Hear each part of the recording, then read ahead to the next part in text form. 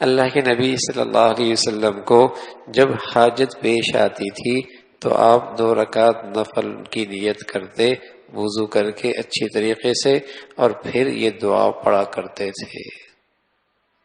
اب تو مسلمانوں میں حاجت کے نفل کی رواج ہی ختم ہو گیا، رواج ہی ختم ہو گیا۔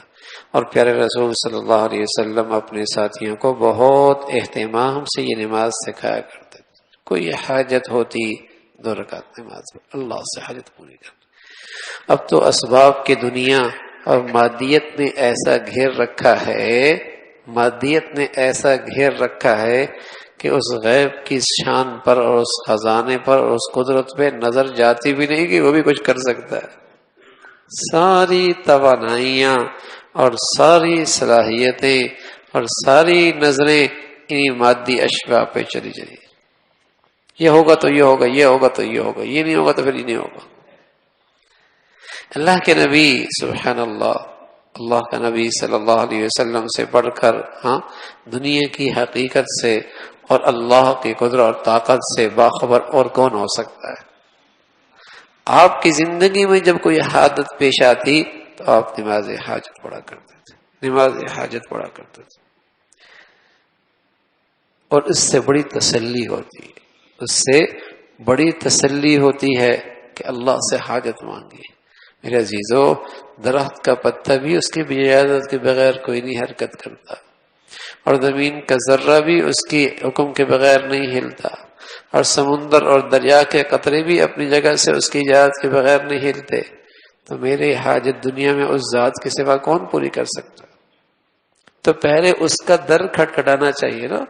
ٹھیک ہے، تدبیر بھی اختیار کریں، اسباب بھی اختیار کریں، تدبیر بھی اختیار کریں، اسباب بھی اختیار کریں، لیکن نماز حاجت کے ذریعے اس کے در کو دستک تو دے دے اور اس کے سامنے اپنی حاجت تو پیش کرے۔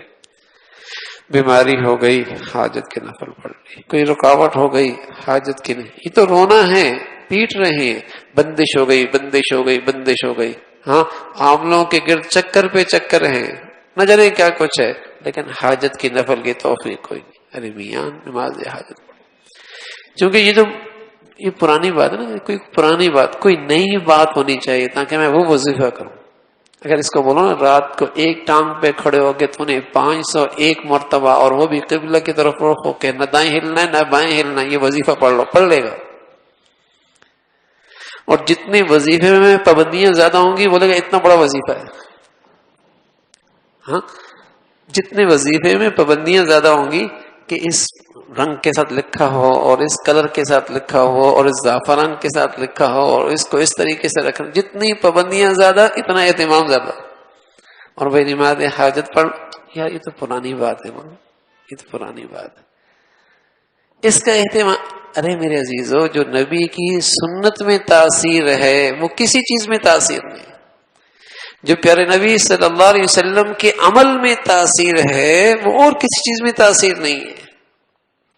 بندش ہو گئی، رکاوٹ ہو گئی، مسئلہ کھڑا ہو گیا، پریشانی آ گئی، اللہ کے نبی صلی اللہ علیہ وسلم نے امت کو وظیفہ دیا ہے، نماز حاجت کا اہتمام کرو، وظیفہ دیا ہے، دعاؤں کا خوب اہتمام کرو۔ اللہ کے نبی صلی اللہ علیہ وسلم نے عمل بتایا ہے، صدقہ دے دو، خیرات دے دو۔ یہ اللہ کے نبی صلی اللہ علیہ وسلم نے اللہ کا در کھلوانے کے طریقے بتائے ہیں۔ اللہ رب العزت اس کا اہتمام نصیب فرما دے۔